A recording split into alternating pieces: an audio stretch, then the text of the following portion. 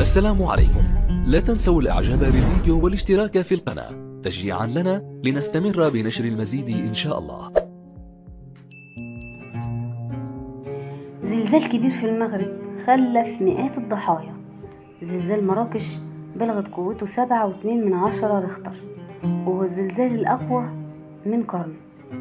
الملك أعلن الحداد الوطني لمدة 3 أيام في قرية كاملة أصبحت أطلال بعد الزلزال. بعد محنة الزلزال تضاعف تبرع المغاربة من الدم، وتواصل القوات المسلحة الملكية انتشال الضحايا وإنقاذ الأحياء من تحت الأنقاض. تعالوا نتعرف على البلد الجميلة اللي هي المغرب، وندعي لأهلها إن ربنا يشفيهم، واللي ماتوا إن ربنا يرحمهم. البلد دي هي المغرب أو المملكة المغربية. أيوة كده زي ما سمعتم بالظبط، مملكة يعني نظام ملكي، ولها ملك اسمه الملك محمد السادس. موجودة في أقصى غرب شمال أفريقيا، عاصمتها الرباط، وأهم مدنها هي الدار البيضاء، وبتطل على البحر الأبيض والمحيط الأطلنطي، وجنب الجزائر وموريتانيا. أكيد لو رحتوا هتفهموا أهلها جدا، لأن اللغة الرسمية هناك اللغة العربية، لكن كمان في لغة رسمية تانية هي اللغة الأمازيغية. عدد سكانها 37 مليون نسمة، وفي ناس كتير مغاربة موجودين في دول أوروبية زي فرنسا لوحدها فيها 1.5 مليون مغربي. الإسلام هو الدين الأكثر انتشارا، وفي كمان مسيحيين ويهود ولادينيين. في مواقع أثرية كتير في المغرب.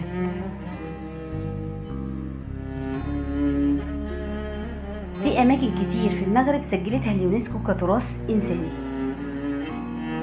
زي الموقع الأثري لولولي، والمدينة القديمة لمكناس، قصبة أيت بن حدو، والمدينة القديمة للصويرة، والمدينة القديمة لفاس، والمدينة القديمة لمراكش، والمدينة القديمة لتطوان، والمدينة القديمة للجديدة، بالإضافة إلى العاصمة الحديثة والمدينة القديمة للرباط.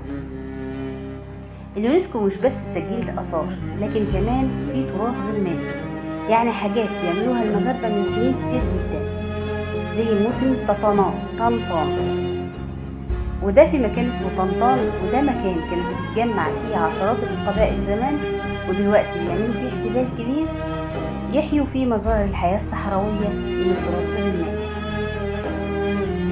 وأجمل مكان ممكن تروح في المغرب وظهر فيه أفلام كتير وبرضه مسجل في التراث الغير مادي هو ساحة من جامع الفناء، وده مكان واسع جدا بيتجمعوا فيه أهل البلد والسياح من مختلف الجنسيات، وبيشوفوا فيه عروض من مروضي الأفاعي ورواة الأحادي والقصص والموسيقى، مبهر حقيقي.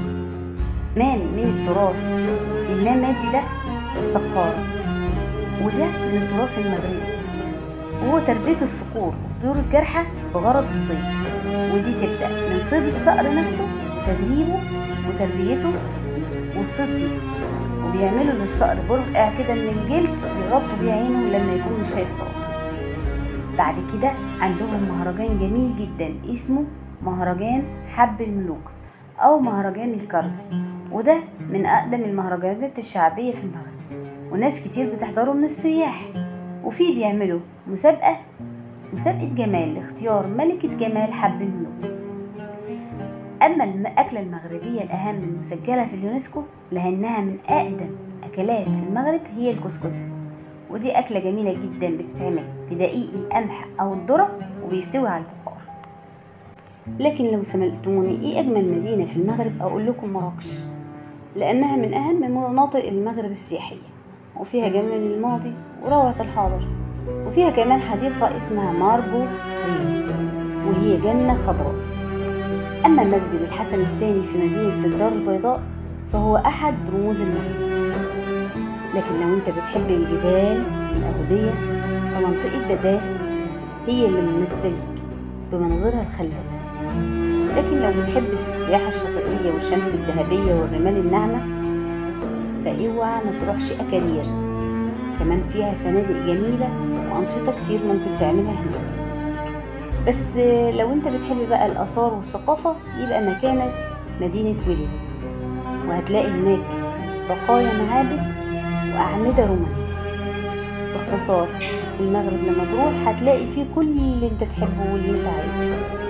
لو تعرفوا أماكن حلوة تاني في المغرب قولولنا عليها، وما تنسوش تدعوا لأجمل بلد في الدنيا بمصابهم القديم وخفف عن جرحهم ويشفيهم ويرحم موتاهم ويصبر أهلهم.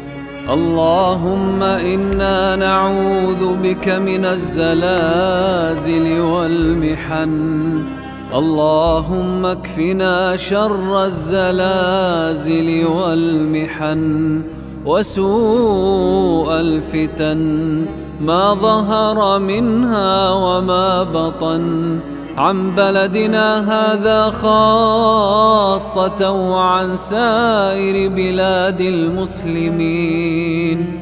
اللهم الطف بإخواننا في تركيا وسوريا، اللهم الطف بإخواننا في تركيا وسوريا يا ذا الجلال والإكرام.